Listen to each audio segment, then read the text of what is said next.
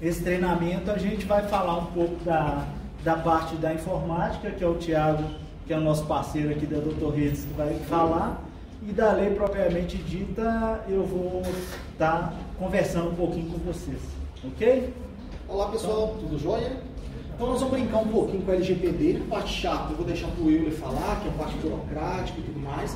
Nós vamos divertir aqui um pouquinho falando da LGPD, da motivação que surgiu a LGPD e também ser dicas, né, não só para o nosso ambiente de trabalho, mas também para a nossa vida pessoal, né, que são os dados nossos aí, às vezes, que estão envolvidos em muitas coisas. Então nós vamos brincar um pouquinho com a LGPD. Então, pensando um pouquinho em privacidade, em dados, quem nos conhece hoje em dia? Se você parar para pensar, Facebook tem nossos dados pessoais, Instagram tem nossos dados pessoais, se a gente faz compra no Submarino, né, tem os nossos dados pessoais, nosso WhatsApp sabe muito da gente, até problema familiar, que você saber ali que você conversa com os outros no WhatsApp. Ou seja, nós temos hoje uma série de empresas hoje que conhecem a gente, sabe dos nossos dados pessoais, sabe das nossas preferências, as músicas que a gente gosta de ouvir, os filmes que a gente curte, ou seja, tudo isso aqui são informações que estão na mão de empresas muito importantes e que têm ali fatos muito relevantes sobre a gente. E se a gente tem dados, isso aí torna-se informação, isso vira conhecimento, isso vira sabedoria e automaticamente isso torna poder para essas empresas. Por que a gente está falando que isso vira poder? Imagina só hoje uma empresa ir lá fazer uma publicidade de veículos na rua. Ou seja, eu acerto uma grande quantidade de pessoas fazendo uma publicidade e muitas vezes aquela publicidade não é direcionada muitas vezes para quem quer comprar. Ou seja, às vezes de 1000 pessoas que estão vendo aquela propaganda, somente 2 pessoas ali têm interesse em comprar um carro ou qualquer coisa assim. Mas quando eu tenho essa empresa, uma série de informações, saber quem se interessa por carro, quem está buscando comprar um novo carro, quem tem renda familiar que pode ir lá buscar aquele carro, e se eu direciono a publicidade exatamente para aquela pessoa, você concorda comigo que eu otimizo muito o meu custo de propaganda. Ou seja, a informação da gente hoje na mão dos outros é algo muito importante. E eu vou passar um pequeno videozinho agora para mostrar um pouquinho disso. Oi, bom dia. Olá, bom dia. Tudo bem? Tudo bem? Bom dia. Vai ser junto? Vai. Posso tirar uma foto sua pro cadastro? Oi? Posso fazer uma foto sua pro nosso cadastro? Mas eu só vou comprar um shampoo e uma escova de dente, precisa disso? Por que eu tenho que fazer? Que nem quando você vai no consultório, sabe? Eles fazem o cadastro lá na portaria. Posso fazer? Pode. Tá. Posso fazer uma foto sua? Fotos? Pro cadastro? Isso. Posso tirar uma foto sua pro nosso cadastro? Pode. Olha aqui, por favor. Mas o cadastro ganha desconto? Posso fazer uma foto sua pro nosso cadastro? Agora, posso fazer uma de perfil também? Pra gente ter uma segunda informação do seu rosto. Pode ser? Posso coletar uma impressão digital sua para atualizar aqui também? Nossa, tudo isso? Para ver se você consegue um desconto ou alguma promoção? Ótimo. Pode ser o polegar também? De todos os dedos? Foi? Foi. Agora da outra mão também, o indicador e o polegar, tá? Mas pra que é isso? É que nem no banco, você não coletou lá a sua impressão digital, então não tem problema nenhum também você deixar aqui. O governo quer saber se a gente vai ficar doente. Para votar também tem que fazer, né, impressão digital. Vou ganhar um prêmio? Não, vai ganhar uma foto. Posso tirar uma foto pro seu cadastro? O nome do seu melhor amigo. Hã? Meu melhor amigo. Ah, é pro nosso cadastro aqui. Marta? Marta? Você tem animal de estimação? Qual que é o nome dele? Falta só uma pergunta. Qual que é o nome da sua mãe? Tem como passar normal só? O que é normal? CPF, RG? Só meu CPF, se eu tenho algum convênio para ter um desconto, alguma coisa. Então CPF é normal, RG, data de nascimento. Entendi.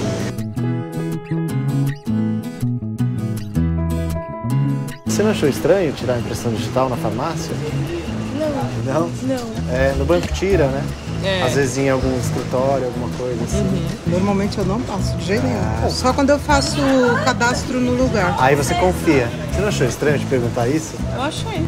É, pra eu comprar um desodorante é bem estranho. Então, em outros lugares, tudo bem passar, né?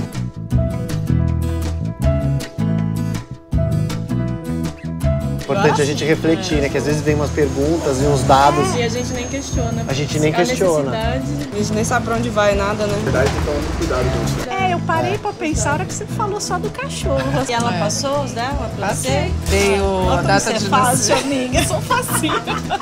Às vezes a gente passa um monte de informação sem saber pra quê, né? Sim.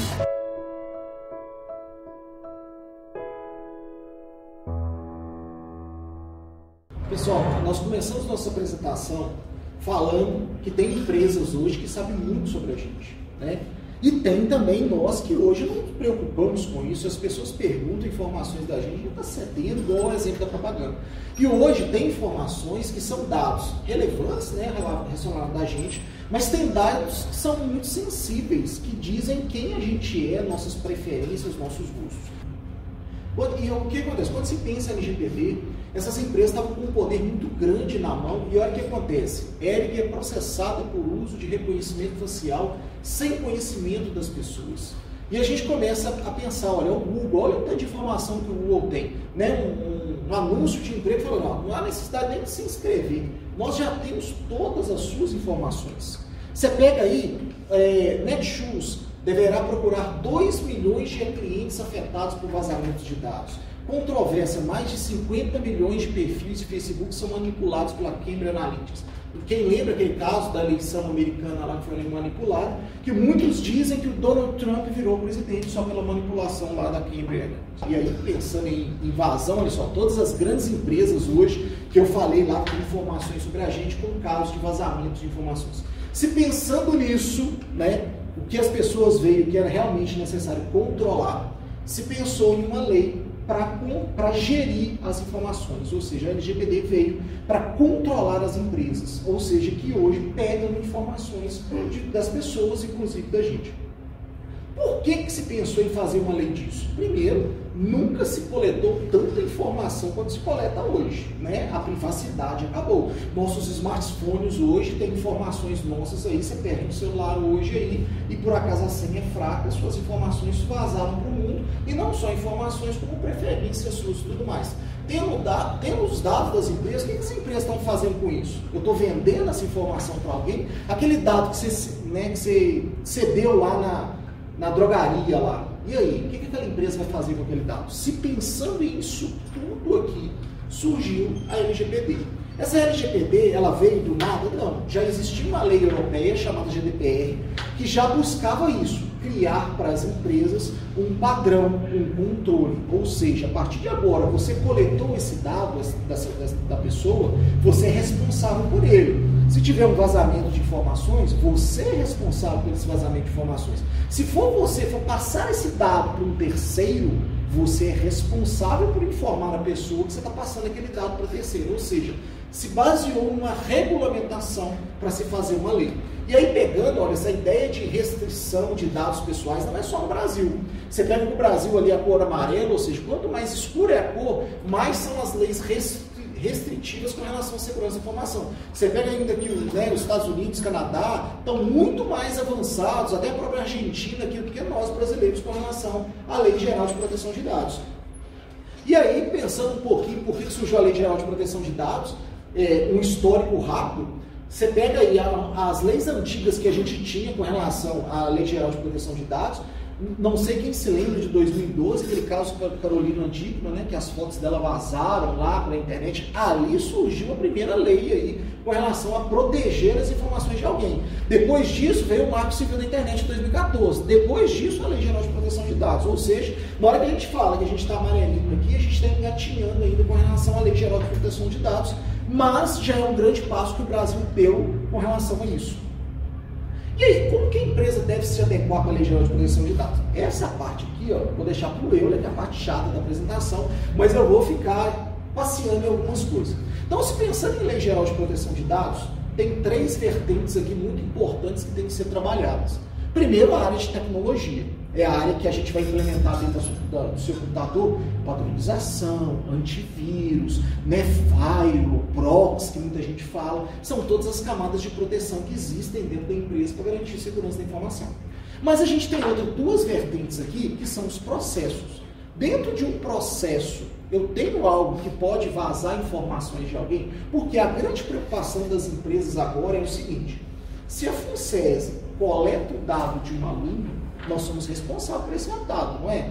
Se esse dado vazar para alguém ou para terceiros, nós somos responsáveis. E o que a Lei Geral de Proteção de Dados está falando a partir de agora é: quem coleta a informação é responsável por ela.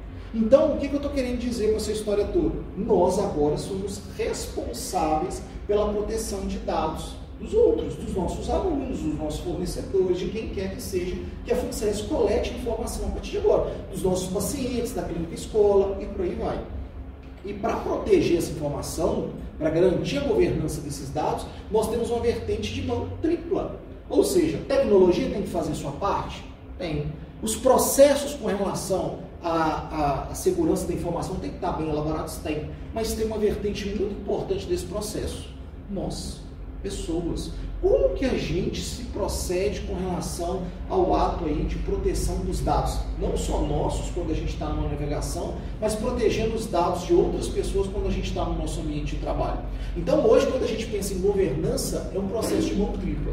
E aí, o que a gente faz? Na área de tecnologia, pensando um pouquinho, o que é implementado dentro da empresa com relação à segurança? São implementadas camadas de proteção e segurança. Firewall, políticas de segurança, antivírus, backup desses dados local e remoto. O que a gente tenta fazer hoje na área de segurança da informação é blindar a empresa. Vocês já notaram, por exemplo, que aqui dentro da FUNSESI, determinados sites são proibidos. Vocês já observaram que vocês tentam instalar qualquer coisa na estação de trabalho, às vezes vocês são bloqueados, às vezes você mal terminou de baixar alguma coisa, o antivírus foi lá e pegou. Essa aí é a camada de proteção com relação à segurança da informação. Você pega uma área de trabalho SUS padronizado. Servidor de arquivos, todos têm lá sua restrição de acesso, tem passa que uns pode, uns não pode acessar. Tem todos também com usuário de acesso. O que a gente está tentando fazer aqui nesse momento?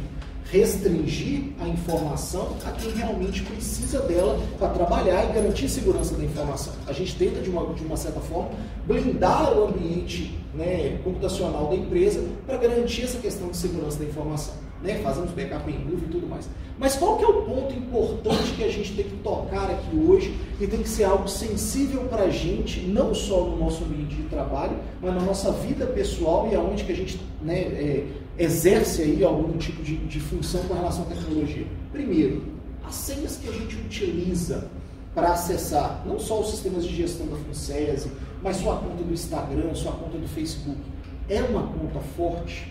É uma senha difícil de ser hackeada? Por que eu estou falando isso?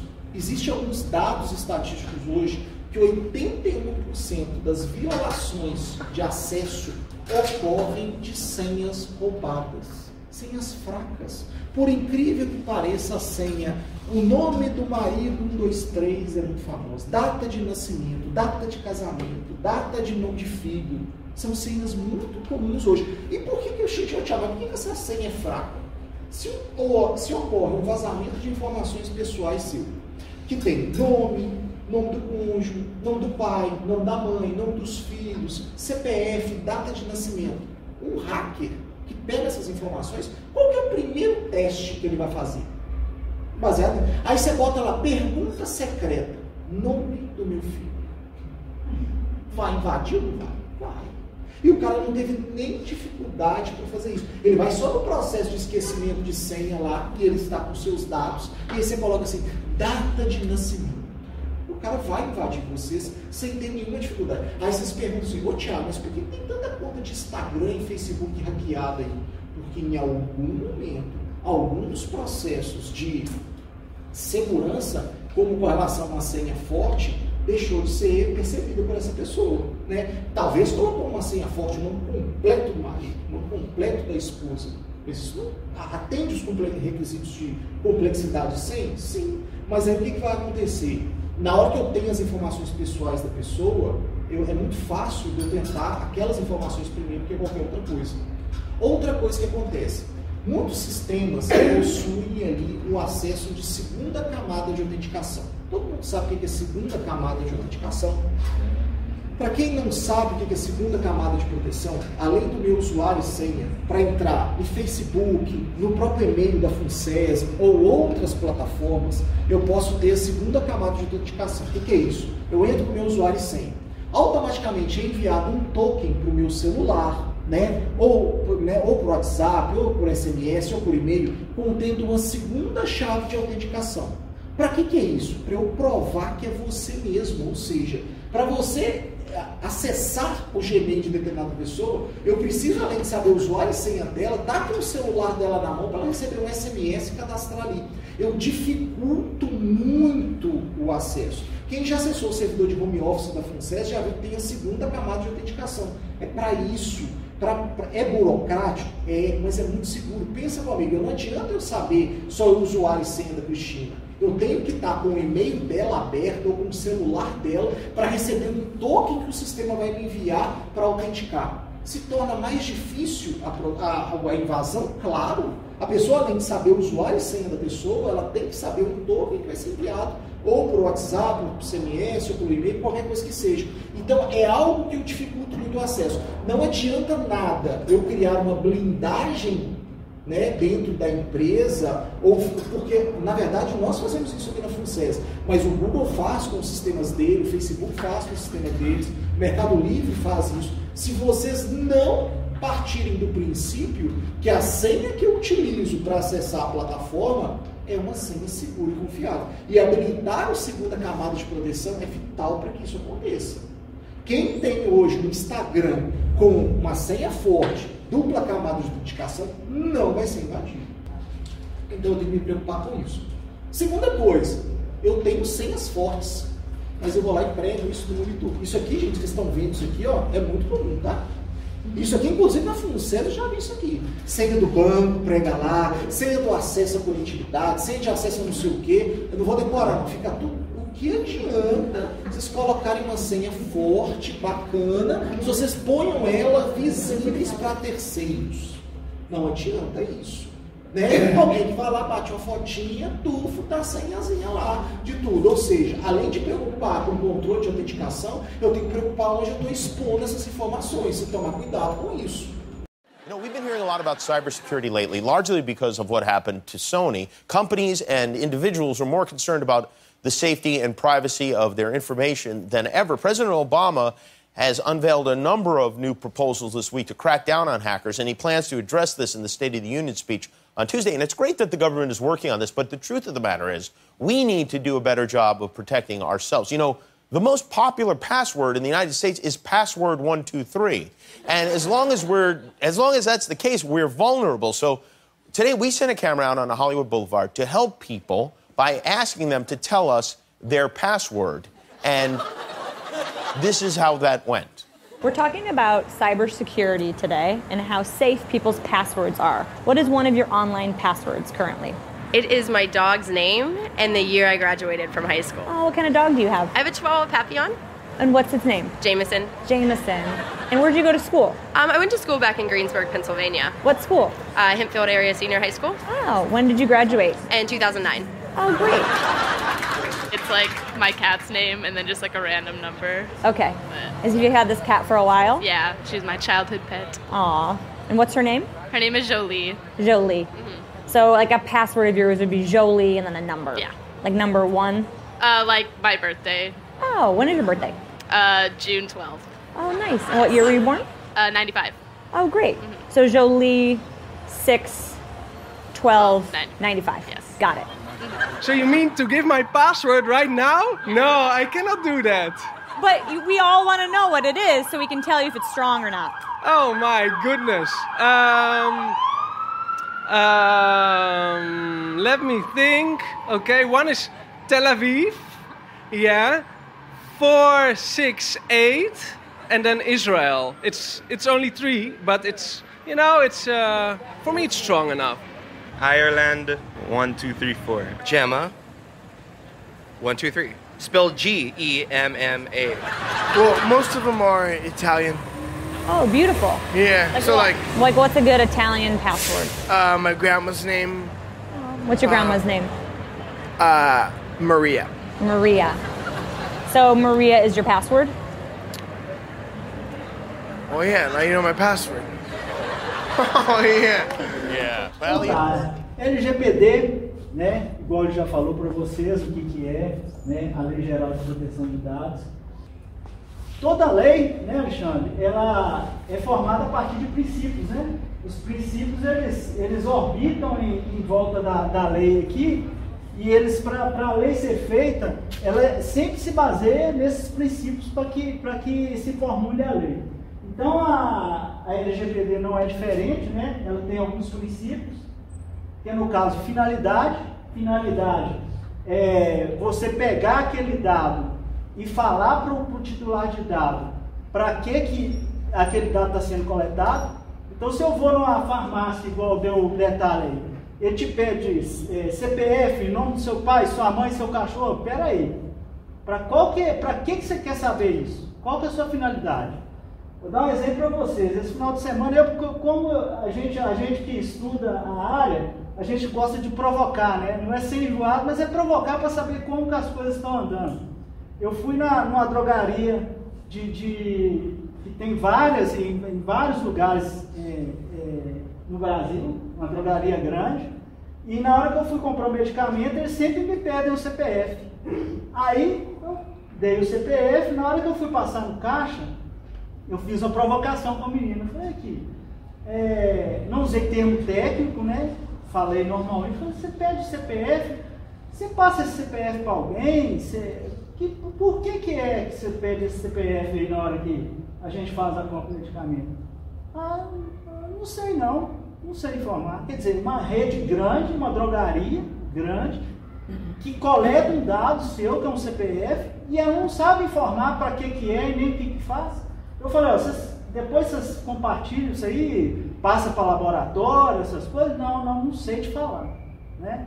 Existe um laboratório aqui, grande aqui, que está fazendo, quando você vai fazer o exame, ele te entrega um termo com 4 laudas de segurança da informação para você assinar.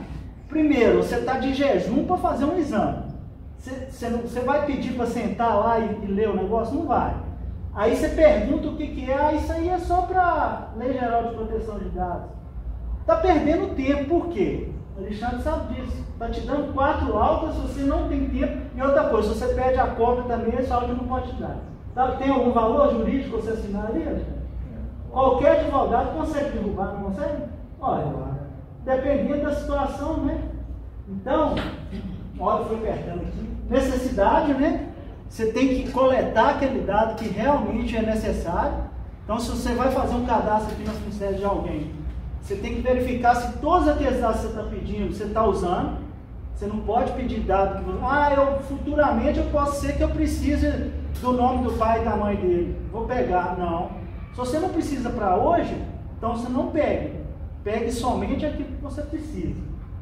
Segurança, que no caso o que o Tiago falou, a gente tem que manter a segurança dos dados que estão em nosso poder, é nossa responsabilidade, né?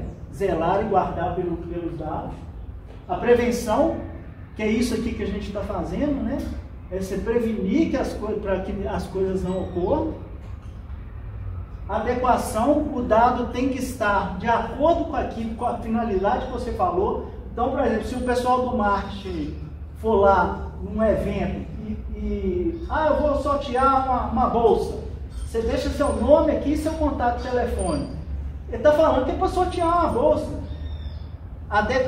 Está adequado com aquilo que você pediu. Agora ele vai, pega e depois ele sai ligando para o cara, para oferecer para o cara entrar aqui na faculdade. Está errado. Né? Ele tem que, se você pegou aquele dado, ele tem que estar de acordo com aquilo que você pediu. Você não pode depois sair fazendo outras coisas para ele, não. Você tem uma empresa de um negócio hoje, coletou o dado da pessoa. Aí você abre uma outra empresa amanhã, você pega e começa a ligar para o cara para oferecer aquele produto. Não pode. Transparência, você tem que realmente falar e fazer aquilo que você está falando, né? Você tem que saber falar para as pessoas por que você está coletando, né? Então, se o aluno chegou aqui, deu o nome, deu os dados, e ele te perguntar para que você usa tal dado, você tem que saber. Você tem que ser transparente e saber falar por quê. Não discriminação, né? Aí já o o próprio princípio aí já fala, né? Você não usar aquele dado para discriminar alguém. Livre acesso, que é um dos direitos que o titular de dado tem. Ele tem livre acesso para chegar a qualquer hora, em qualquer instituição que tiver o dado dele, e falar assim, eu quero saber quais os dados que você tem, meu, e para que você está usando ele. É um dos direitos que tem o titular. A qualidade, que é você manter aqueles dados sempre em dia, né? Então, quando você fizer algum contato com algum cliente seu, ou no caso aqui, com algum aluno, por exemplo, se você for fazer algum contato com algum aluno, certifique-se que se os demais dados que estão no sistema são aqueles. Às vezes a pessoa mudou, às vezes ela mudou o telefone, né? Então, você tendo essas informações com qualidade, isso aí também facilita você evitar que você faça alguma coisa de errado. Ligue para um telefone que está errado e às vezes converse alguma coisa com alguém que passe uma informação sem saber que você estava passando com uma outra pessoa. Né? Responsabilização e prestação de contas. Por quê? A gente tem, como já foi colocado, a lei tem a mão pesada em cima para punir no caso de vazamento.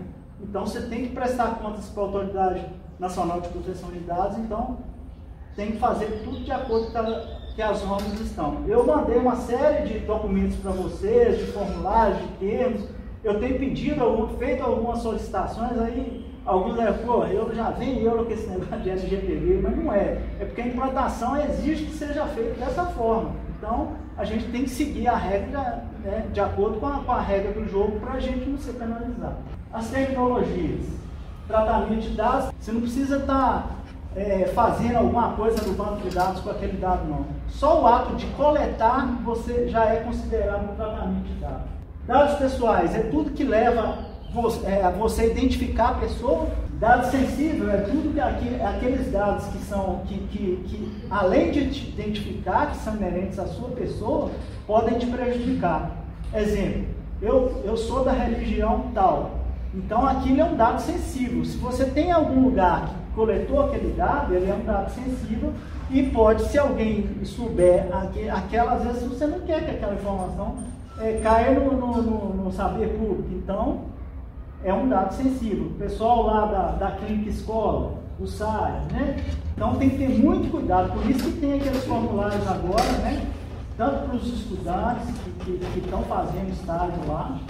Titular de dados pessoais é toda pessoa, né? É sempre a pessoa física, nunca jurídica. Anonimização, que é quando você embaralha os dados lá e depois não tem jeito de você saber quem é quem.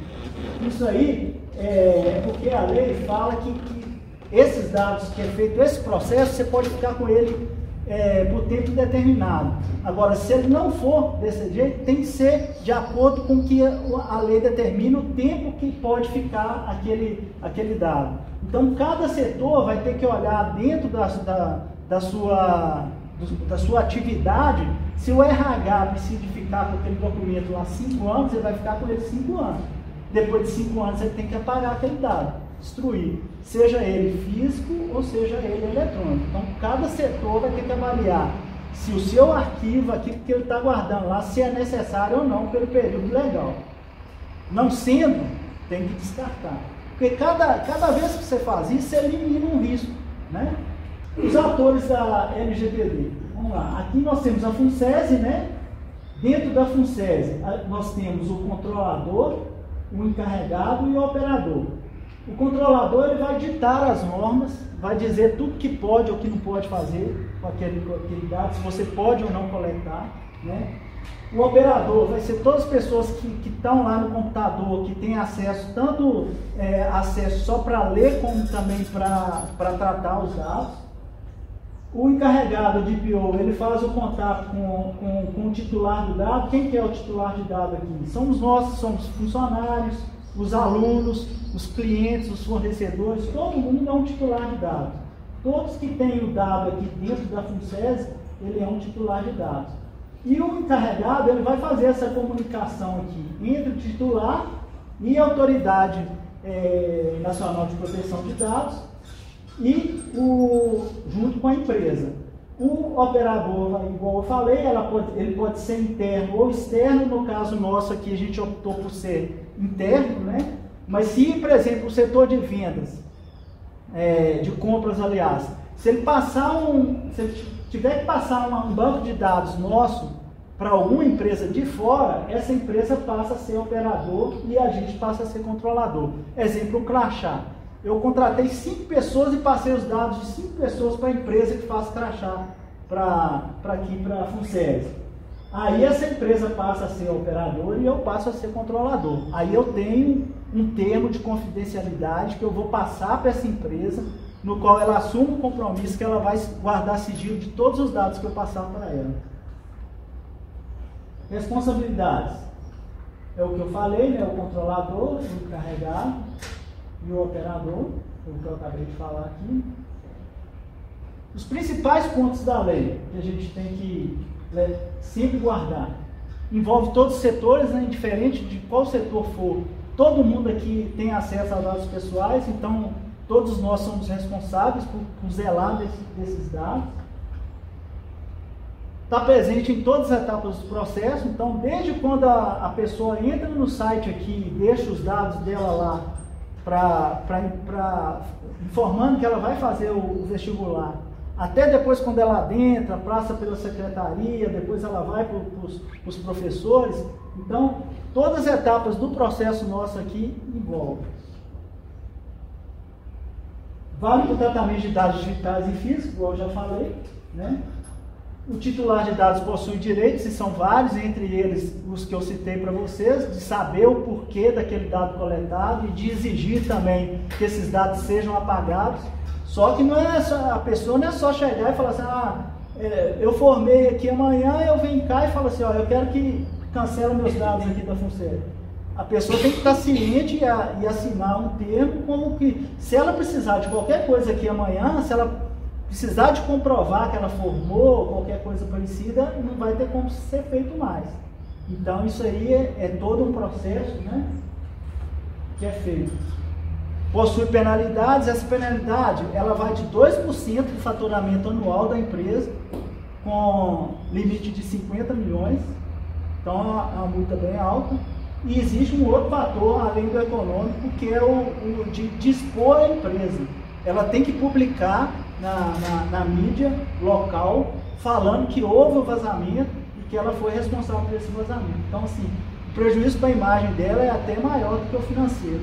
Ela pode ficar por um tempo bloqueada de fazer qualquer tratamento de dados, então ela não pode mexer com os dados dos clientes dela, que no caso são os alunos, né? Então as penalidades são bem pesadas, né? Olá, tudo bem? Você sabe o que é LGPD ou GDPR? A LGPD significa Lei Geral de Proteção de Dados e que ganhou forma a partir da GDPR europeia e trata da privacidade de dados pessoais em relação à sua coleta ou captura, manipulação e administração, e são amparados e protegidos por essa legislação.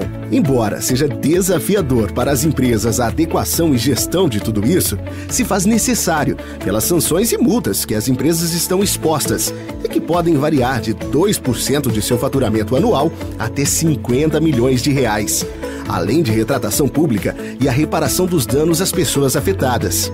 Diferente do que algumas empresas acreditam, a LGPD não afeta apenas a TI. Ela envolve um comitê multidisciplinar e que deve também abranger outras áreas da organização. É exigido atualmente uma nova função de DPO, ou Data Protection Officer, que embora possa ser ocupada por um prestador de serviços terceirizado especializado, algumas empresas tendem a voltar os olhos para internalizá-lo dentro de casa. Este profissional, em algumas empresas, pode ter o papel de um executivo ou diretor, tendo em vista que é o responsável por representar a empresa diante da Autoridade Nacional de Proteção de Dados, entre outras atribuições. O processo de implementação e adequação consiste basicamente em avaliar o cenário atual da empresa, verificar as necessidades de aderência legal e requisitos do negócio, definir se irá terceirizar ou contratar um DPO, formar um comitê multidisciplinar na empresa, elaborar um plano de ação e de trabalho, elaborar de plano de administração de crises e de comunicação. Isso aí, todo esse processo aí a gente já implementou e já está em andamento, né? De forma que, assim, a gente tem que enxergar a lei também não só sob o ponto de vista de risco da instituição, né? A gente tem que pensar que a gente não tem que ter esse viés. A gente tem que ter o viés de proteção de dados da pessoa que coloca os dados aqui, né? Então é isso que a gente tem que ter foco nisso. Eu tenho que ter cuidado que esse dado aqui é das pessoas, pertencem a elas e tem um valor econômico e eu tenho que zelar por esses dados. Então a gente tem que pensar mais por esse lado aí, ok? Então é isso aí. Obrigado, tá?